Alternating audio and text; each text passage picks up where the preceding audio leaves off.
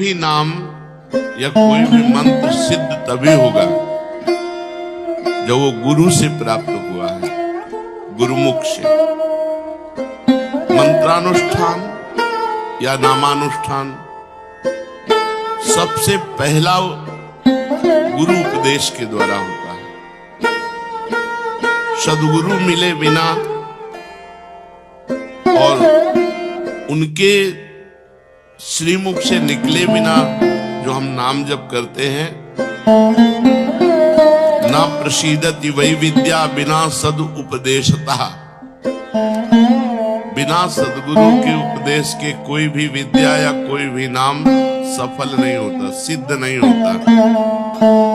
श्रुति भी आज्ञा करती है, तद विज्ञानार्थम सा गुरुमेवाभिगच्छेत् समित पाणी श्रोत्रियम ब्रह्मनिष्ठम। श्रोत्री ब्रह्मनिष्ठ गुरु के पास कुछ समिधा लेकर जाए, उनके शरण में हो और उनके श्रीमुख से उपदेश सुने, जो नाम मंत्र का उपदेश करें उसका अनुष्ठान करें। किंतु गुरु कैसा होना चाहिए, इस विषय में प्राय चर्चा नहीं होती। प्राय गुरु महिमा की बात कह के शिष्य के ही लक्षण वर्णन किए जाते हैं, शिष्य ऐसा होना चाहिए, पर नहीं, यहां वर्णन करते हैं कि गुरु कैसा होना चाहिए। बोले सिद्धम सत संप्रदाय स्थिरधिय मनघम श्रोत्रियम ब्रह्मनिष्ठम सत्वस्थम सत्यवाचम समय नियतया साधुवृत्तया समेतम दंभासूयादि मुक्तम जित विषय गणम दीर्घबंधुम दयालुम स्खालिते शासितारम समरहित परम देशिकम भूष्णुरीप से। कैसा गुरु होना चाहिए? बोले ऐसे गुरु की खोज करके ऐसे गुरु के मुख से नाम और मंत्र सुनना चाहिए। कैसे गुरुदेव हों? जो सिद्धम सत संप्रदाय, किसी सिद्ध संप्रदाय से दीक्षित हों गुरुदेव, सिद्ध परंपरा में हो, आचार्य परंपरा में हो। पहले जाने कि हमारे गुरुदेव किस आचार्य परंपरा में, आचार्य परंपरा में है या नहीं। अगर नहीं तो हमारा शास्त्र आदेश नहीं करता, आदेश करता है आचार्य परंपरा से। सिद्धम सत संप्रदाय स्थिर धीय मनघम, जो निष्पाप महापुरुष किसी सिद्ध संप्रदाय से दीक्षित हो और जिनकी बुद्धि संप्रदाय की उपासना में स्थिर हो, केवल दीक्षित से ही नहीं, और वो साधन करते हुए निष्पाप हो चुके हों और श्रोत्री ब्रह्मनिष्ठ हो, जो शास्त्रों का ज्ञान रखते हो, शब्द ब्रह्म का और परमात्म तत्व का जिनको बोध हो, हर समय सत्य में स्थित हो, सत्य वक्ता हो और समयानुकूल साधु वृत्ति से संपन्न हो, दंभ और असूयादि दोषों से रहित हो, जितेंद्रिय हो, परम सुहृद हो, परम दयालु हो और शिष्य का पतन होते देखकर उस पर टूट पड़े, उस पर शासन करके कठोर शासन के द्वारा उसको फिर सत्मार्ग में तत्पर करे, ऐसे सदगुरु का पहले वर्णन करें। भैयासक्त मना होने के पहले हमें जो मंत्र जप करना है, नाम जप करना है, वो सदगुरु से प्राप्त करना है। ऐसे सदगुरुदेव का संबंध हो जाए तो शिष्य की साधना आबाद हो जाती है, निर्विघ्न हो जाती है। गुरु कृपा से वो साधन पथ पर जो नाम मंत्र मिला, केवल गुरु जी के श्रीमुख से जो मिला है, वही हमारी साधना होनी चाहिए। गुरु कृपा के बिना तो हरि अनुग्रह भी व्यर्थ हो जाता है। गुरु कृपा के बिना हरि कृपा भी व्यर्थ हो जाती है। जैसे कमल को विकसित करने वाला सूर्य अगर जल से अलग कर दिया जाए तो वही सूर्य उस कमल को सुखा करके व्यर्थ कर देगा। जल का संयोग, गुरु का संयोग। हरि कृपा, सूर्य प्रकाश। जैसे सूर्य प्रकाश होने पर कमल खिल जाता है, कौन? जो जल के संयोग में है। ऐसे ही हरि कृपा जो गुरु के संयोग में है, वो प्रतिपल उसको खिला देती, सिद्ध बना देती है। अगर वही अभिमान करके गुरु से अलग हो जाए तो जैसे वही सूर्य कमल को खिलाता है लेकिन जल संबंध ना होने पर कमल को सुखा देता है, ऐसे हरि कृपा उसको सुखा डालेगी। विघ्न पर विघ्न उसके जीवन में आ जाएंगे।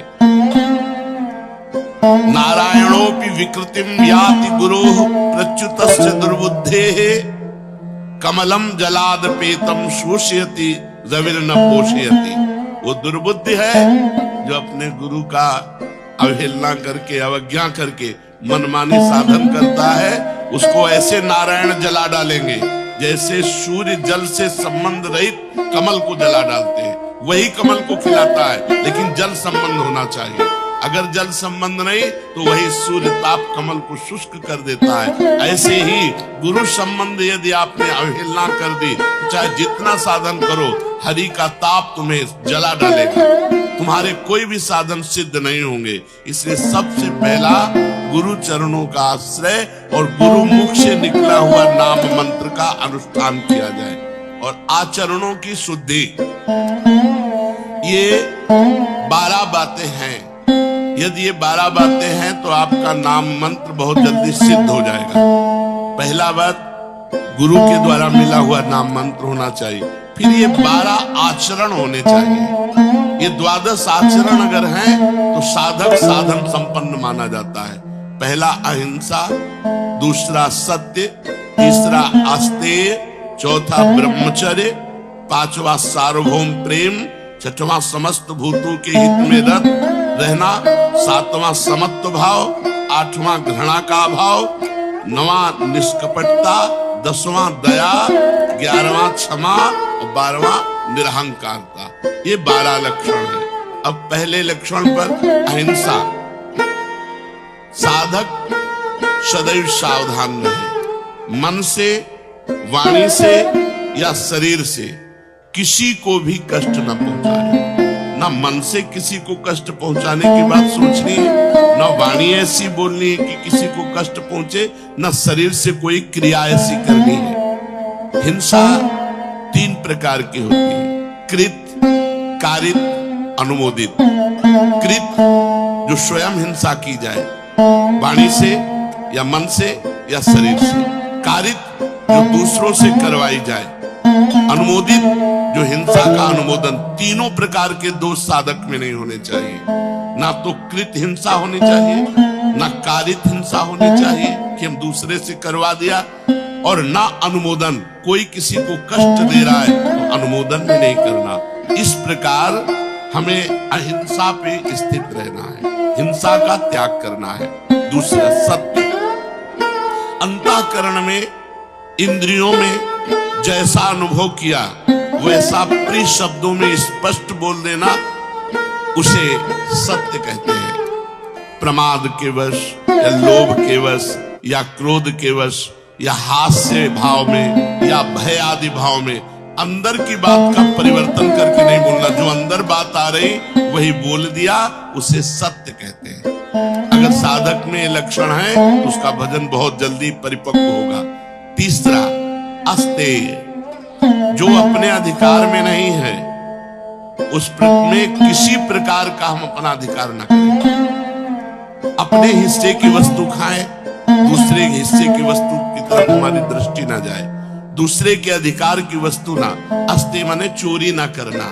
दूसरे के अधिकार के अपने अधिकार में ना लाना, दूसरे के हिस्से को अपने हिस्से में ना लेना। बहुत सावधान रहे, अपने हिस्से की वस्तु का सेवन करें, अधिक नहीं।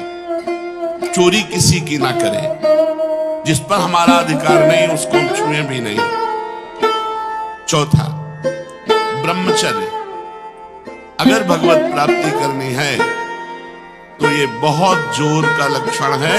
अगर ब्रह्मचर्य नहीं धारण करोगे तो मन संकल्प विकल्प भोगों का बंद नहीं करेगा। मन संकल्प विकल्प नहीं बंद करेगा तो भजन होगा ही नहीं। वो भजन एक दिखावा होता है, सच्चा भजन होता है ब्रह्मचर्य में। गृहस्थ में भी रहते हुए जो कभी संतानोत्पत्ति के लिए अपनी पत्नी से सहवास करे वो ब्रह्मचारी ही माना जाता है। लेकिन जो पराई स्त्री की तरफ काम दृष्टि से देखना है ये बहुत हानिकारक है। 8 प्रकार के मैथुनों का त्यागी, पीछे वर्णन हुए 8 प्रकार के मैथुनों का। मन, वाणी और शरीर से अपने को ब्रह्मचर्य रखना। शरीर का ब्रह्मचर्य, मन का ब्रह्मचर्य, वाणी का ब्रह्मचर्य, सब इंद्रियों का ब्रह्मचर्य। भगवत प्राप्ति ऐसे थोड़ी होती है। उपासक को बहुत सावधान रहना चाहिए। इतनी गंदगी मची हुई है समाज में, जो सत्संग नहीं सुनते, शास्त्र स्वाध्याय नहीं करते, पशुवत आचरणों में उतरे हुए हैं। अपने यहाँ तो जब प्रश्न के बातें आती हैं तब समझ में आता है कि ऐसे भी लोग हैं। साधकों को चाहिए कि किंचन मात्र भी अपने में त्रुटि न रखे। ब्रह्मचर्य बहुत अत्यंत आवश्यक है। ब्रह्मचर्य के बिना साधना अधूरी मानी जाती है। 8 प्रकार के मैथुनों का त्याग, मन, वाणी, शरीर से पवित्र रखना। सार्वभौम प्रेम, जगत के संपूर्ण जीवों में मेरे भगवान विराजमान है, ऐसी भावना ये बिना किए सिद्ध नहीं होगी। जो 5वां नंबर है वो सार्वभौम प्रेम। जो भी सामने आया हंस बोले बहुमान दे, बहुत प्यार भरी बात बोले ना बोले, उसमें मेरे भगवान है, ऐसा हमारा प्रेम भाव। सार्वभौम प्रेम, सब जीवों के प्रति, चराचर जीवों के प्रति, सब जीवन सुप्रीति, शिवकवाणी भी कहे, सब जीवन सुप्रीति, रीति निभात आपनी, निष्काम भाव, किसी से कोई चाह नहीं पर सबसे प्रेम का वर्ताव, सबको भगवान की मूर्ति समझकर झुक जाना, सबके सामने दैन्य रहना, सब में भगवान को देखना, यही सार्वभौम प्रेम है। समस्त भूतों के हित में रहना, 6वां, संसार के समस्त प्राणियों में स्वामी भाव रखना। मैं सेवक सचराचर, स्वामी रूप भगवंत, सो अनन्य गति जाके असमति न टरे हनुमंत। मैं सेवक सचराचर रूप स्वामी भगवंत, चराचर जगत मेरा स्वामी का स्वरूप है, केवल मैं सेवक हूं, सेवक केवल हम, चराचर जगत मेरे स्वामी का रूप। ये समस्त भूतों के हित में रत रहना है। संसार के समस्त प्राणियों में सेवा भाव करने की भावना। पशु पक्षी जड़ चैतन्य सब हमारे स्वामी और हम सबके सेवक। सेवा भाव कहा गया है। हम सेवा तो नहीं कर पाएंगे सब चराचर जगत की, लेकिन चराचर जगत को स्वामी रूप से देखकर सेवा भावना हमारे हृदय में है। सब जगत हमारा स्वामी का रूप और मैं समस्त जगत का सेवक। ये वो बातें हैं जिनसे मैयासक्त मना होगे, जिससे भगवत प्राप्ति हो जाएगी। अगर ये बातें नहीं है तो साधक खोखला है। खोखले में क्या है, ऊपर से दिखावा भगवत भक्त का और अंदर से सब ढोंग चलता रहता है। 7वां, समत्व भाव। समस्त जीवों में समान अधिकार परमात्मा का। सुख दुखों को दूसरों के अपने सुख दुख समझना। दूसरा कोई दुखी है उसे देखकर द्रवित हृदय हो जाना। सब में एक ही तत्व विराजमान, जो यहाँ वो यहाँ। तो जैसे हमारे हाथ में पीड़ा हो तो हमें दर्द होता है, ऐसे किसी की पीड़ा देखकर हमें दुख होना। सब में समत्व भाव रखना। 8वां, किसी के प्रति भी घृणा न होना। ईश्वर ही स्वयं सृष्टि के रूप में है।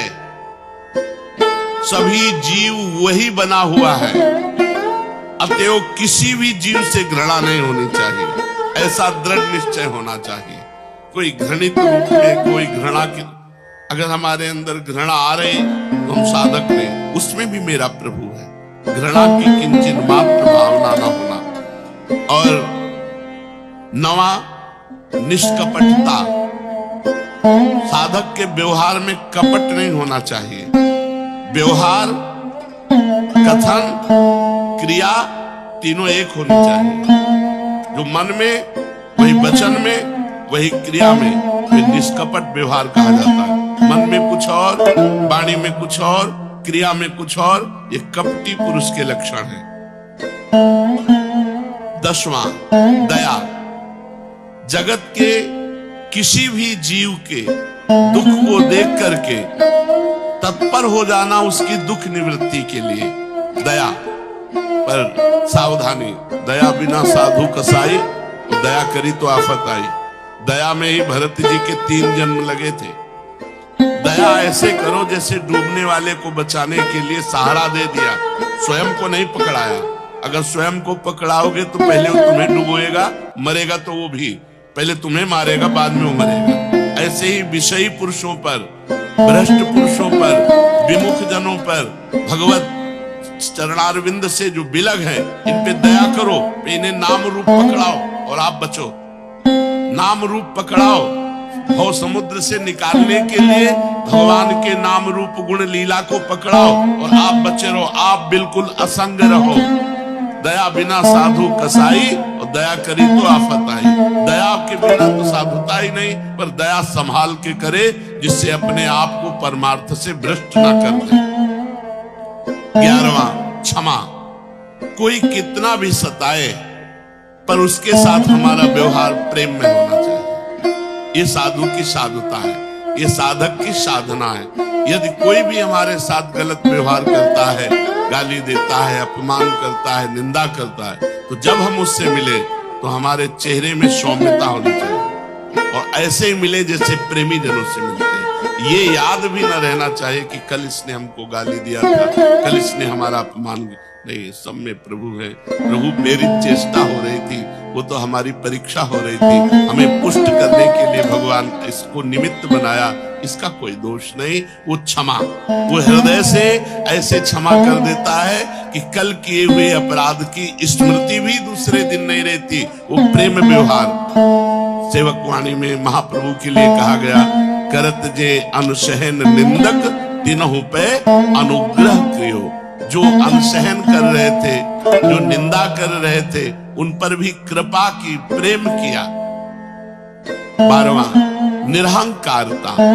ये सब साधन करते हुए भी अपने में किसी प्रकार की विशिष्ट भावना का आरोप न जगने देना कि और साधक तो सहज से, हम थोड़ा कुछ विशिष्ट है। नहीं, ये सब साधन के अंग होने पर भी अपने हृदय में अहंकार न आना, ऐसा अभिमान न होना कि मैं तो बहुत अच्छा साधक हूं, ये सारे लक्षण मेरे में है। नहीं, ये भगवान के द्वारा, गुरु भगवान के द्वारा प्रदत्त है। मैयासक्त मना होने के लिए पहली बात, सिद्ध संप्रदाय से दीक्षित, स्थित और सिद्ध हुए सदगुरुदेव भगवान का वर्ण करना, जो हमारे आचरणों पर शासन करके हमें उपदेश के द्वारा सत्मार्ग प्रशस्त कराए। ऐसे सदगुरुदेव का वर्ण, उनके मुख से नाम मंत्र सुनकर निरंतर जपना। और ये 12 सावधानी रखना, अहिंसा, सत्य, अस्तेय, ब्रह्मचर्य, सार्वभौम प्रेम, समस्त भूतों के हित में रहना, समत्व भाव, घृणा का भाव, निष्कपटता, दया, क्षमा, निरहंकारता। यदि हम इस भाव से चले तो हम मैयासक्त मना हो जाएं। हमारा मन सिर्फ भगवान के भजन में डूबने लगे। फिर भगवान ने कहा, मदाश्रया, केवल मेरा आश्रय हो। जब हम भगवत मार्ग में चलते हैं तो कोई न कोई हमारे इस आश्रय के बीच में घुस जाता है, चाहे कोई व्यक्ति हो या धन हो या कोई संबंधी हो, कुछ न कुछ आशा ममता किसी और से होने लगती है। ये जीवन में नहीं होने देना चाहिए। साधक को जीवन भर इस बात से बचाए रखना चाहिए, हमें भगवान मिले ना मिले, लेकिन हम भगवान के सिवा किसी को अपना नहीं बना सकते, अपना नहीं बना सकते, अपना नहीं मान सकते। हमारा आश्रय पक्का, भरोसा दृढ़, तभी मदाश्रया माना जाएगा। और ये बहुत जोर की बात है, मैयासक्त मना से भी जोर की बात है मदाश्रया। अगर आश्रय पुष्ट है और मन चंचल है तो भी भगवत प्राप्ति हो जाएगी, पीछे आप सुन चुके। मदाश्रया, मेरी ही आशा, मेरा ही भरोसा, मेरा ही सहारा, मेरा ही विश्वास, सर्वथा मेरे जो आश्रित है उसे मदाश्रया कहते हैं। संसार के धन, संपत्ति, वैभव, विद्या, बुद्धि, योग्यता, कुटुंब आदि का जो आश्रय है ये नाशवान है, ये मिटने वाला है, ये स्थिर नहीं है, सदा रहने वाला नहीं है, सदा के लिए पूर्ति तृप्ति करने वाला नहीं है। परंतु भगवान का आश्रय कभी किंचित मात्र भी कम होने वाला नहीं, क्योंकि भगवान का आश्रय पहले था, भगवान का आश्रय अब भी है और भगवान का आश्रय आगे भी रहेगा। आश्रय केवल भगवान का लेना चाहिए। किसी विद्या का, धन का, साधना का, कोई बल का, किसी व्यक्ति का बिल्कुल आश्रय साधक के हृदय में नहीं होना चाहिए। योगम युंजन, इसका मतलब होता है अखंड संबंध। मय्यासक्त मना, मन मेरे में आसक्त हो, तो मदाश्रया मेरे ही आश्रित हो। अब योगम युंजन माने अखंड संबंध, तो हमारा भगवान से अखंड संबंध था, है, रहेगा, क्योंकि ईश्वर अंश जीव अविनाशी, ईश्वर का अंश है जीव।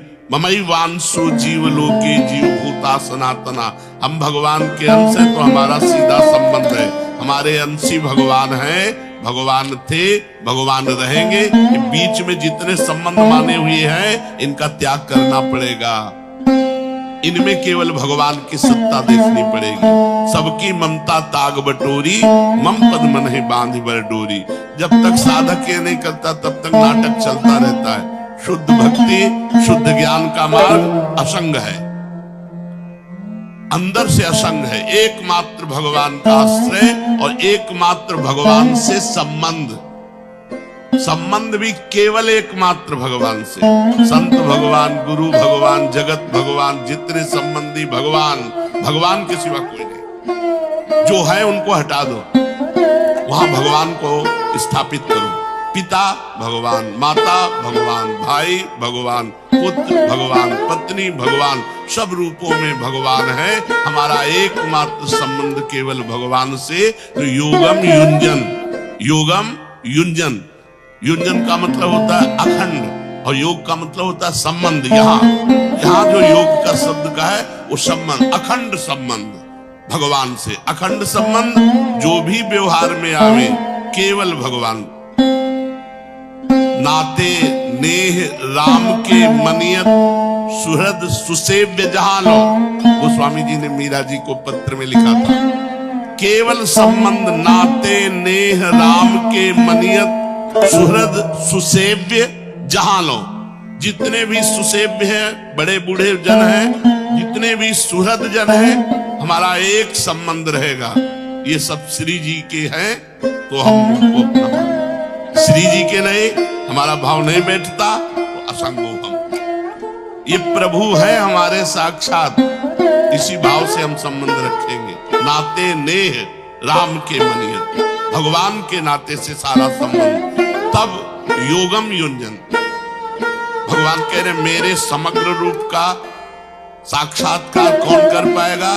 तो बोले मैया आसक्त मना, जो मेरे में आसक्त मन वाला है, और मदाश्रया जो केवल मेरे आश्रित है, और योगम युंजन जो केवल मेरे से संबंध रखता है। भगवान के साथ जो स्वतः सिद्ध अखंड संबंध है, उस संबंध को मानता हुआ सिद्धि असिद्धि में सम रहता हुआ साधक जब ध्यान, कीर्तन, भगवान की लीलाओं का गायन, श्रवण, स्वरूप का चिंतन इसमें लगा रहता है, उसे कहते हैं योगम युंजन। सिद्धि असिद्धि में सम। हमारा कर्तव्य है केवल भगवान की लीला गायन, नाम जप, नाम कीर्तन, भगवत सेवा, ये हम 8 पैर कर रहे हैं। सिद्धि असिद्धि में सम, लाभ हानि में सम, परिणाम में सम। और हमारा प्रभु से संबंध था, है, रहेगा। उसी को गुरु जी ने संबंध जागृत करा दिया, उसी को जागृत कराया है। जो है संबंध उसी का अनुभव कराया कि तुम श्री जी के, हमारे यहाँ संबंधों के लिए भाव है, दास्य भाव है, सख्य भाव है, गोपी भाव है, वात्सल्य भाव है, सहचरी भाव, भाव के द्वारा संबंध जो था, जो है, जो रहेगा, उसे जागृत कर दिया गया। असंशयम समग्रम माम, जिसका मन भगवान में आसक्त हो गया है, वही आसक्त मना, और जो भगवान के ही आश्रित सहारे है, मदाश्रया, और जिसने केवल भगवान से ही संबंध स्वीकार किया है और किसी से हमारा संबंध ही नहीं है, ऐसा पुरुष भगवान के समग्र रूप को जान लेता है। अर्थात सगुण, निर्गुण, साकार, निराकार, जो भी जैसे भगवान है, संपूर्ण भगवान अपने भक्ति की बात कहते कहते अघाते नहीं। ज्ञान मार्ग से चलने वाला तो भगवान को जान सकता है, परंतु भक्ति मार्ग से जो जान चला तो भगवान के समग्र रूप को जान जाता है।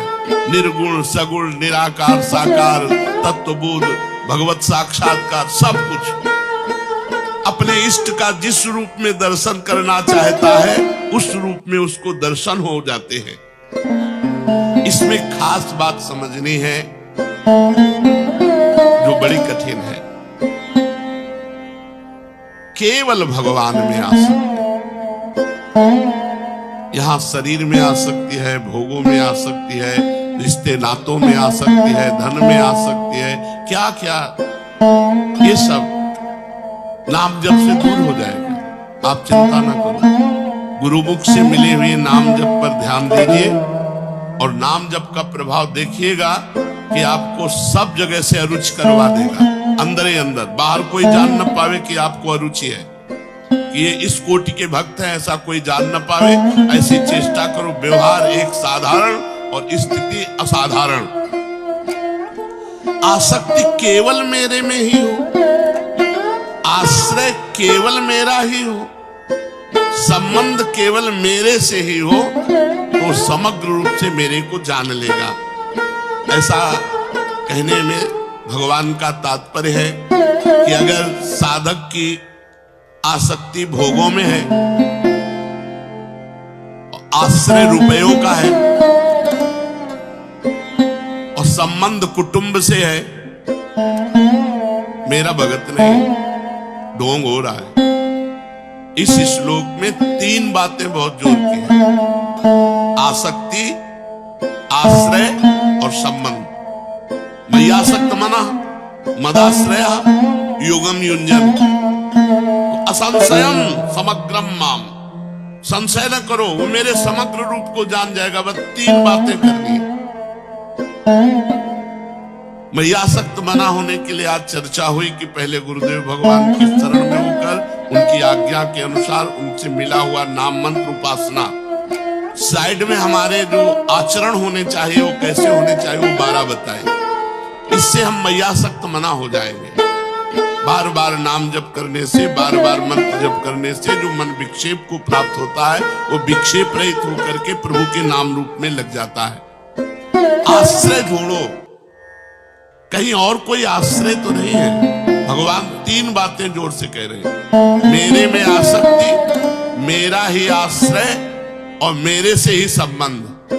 तीन बातें देख लो, अगर तीन बातें हैं तो तुम सच्चे सन्यासी, सच्चे वैरागी, सच्चे भक्त, चाहे गृहस्थ हो चाहे विरक्त हो। आसक्ति भगवान में, यहां तो छोटी छोटी वस्तुओं में आसक्ति हम कर लेते हैं। आसक्ति का मतलब होता है जिसके बिना रहा ना जाए, जिसके बिना जिया ना जाए। ये केवल भगवान से होना चाहिए। किसी भी वस्तु में हो सकती है आसक्ति, किसी व्यक्ति में, किसी से भी हो सकती है, कहीं आसक्ति नहीं होनी चाहिए। इसलिए जीवन में कभी हमने नियम से 10 दिन कोई वस्तु सेवन नहीं की। अगर कुछ भी सेवन किया तो उसे छोड़ दिया बीच में। हम आश्रय नहीं लेंगे कि अब हम चाय के बिना जी नहीं सकते, अब हम दूध के बिना जी नहीं सकते, अब हम इसके बिना नहीं जी सकते। ऐसी कोई वस्तु नहीं रखना। आश्रय नहीं बनना चाहिए कि जीवन में अब इसके बिना हम नहीं जी सकते। वो केवल भगवान होने चाहिए। भगवान के सुमिरन के बिना हम जी नहीं सकते। वो ऐसा अभ्यास होना चाहिए। और आश्रय किसी का भी नहीं, अंदर से देख लो तभी भक्त माने जाओगे। तीन बातें हों, हमारी आसक्ति भगवान में हो, हमारे आश्रय भगवान हो, और हमारा संबंध ही केवल भगवान हो, केवल भगवान, चाहे गृहस्थ हो चाहे विरक्त हो। अगर ये तीन बातें हैं, निश्चिंत हो जाओ, तुम सिद्ध हो जाओगे, भगवान को प्राप्त हो जाओगे। अगर आसक्ति भोगों में, आश्रय रुपए का, संबंध कुटुंब से, तो चाहे कर्म योग कर लो, चाहे ज्ञान योग कर लो, चाहे ध्यान योग कर लो, चाहे जिस योग का अभ्यास कर लो, भगवत प्राप्ति नहीं होगी, भगवान को नहीं प्राप्त कर पाओगे, भगवान को नहीं जान पाओगे। ये सबके लिए है, जितने योग हैं सब योगों के लिए ये तीन बातें हैं। अगर ये तीन बातें नहीं तो पाखंड है, दंभ है, नाटक है, वो भगवत प्राप्ति नहीं कर सकता। क्या? आसक्ति भगवान में, आश्रय भगवान का, और संबंध भी केवल भगवान से, वो मेरे समग्र रूप को जाएगा, क्योंकि मेरे में ही प्रेम होगा और मेरा ही आश्रय है और मेरे से ही संबंध है। अब उसका काम बन गया। गुरु कृपा से नाम मंत्र के द्वारा आसक्ति प्रभु में करनी है, और गुरु कृपा से केवल भगवान का भरोसा रखना है, केवल भगवान का आश्रय रखना है, वो अंदर से केवल संबंध भगवान से रखना है। फिर देखो, भजन करो या न करो, अपने आप भजन होगा, क्योंकि आसक्ति, आश्रय, संबंध, इन्हीं में मन जाता है हमारा जगत में।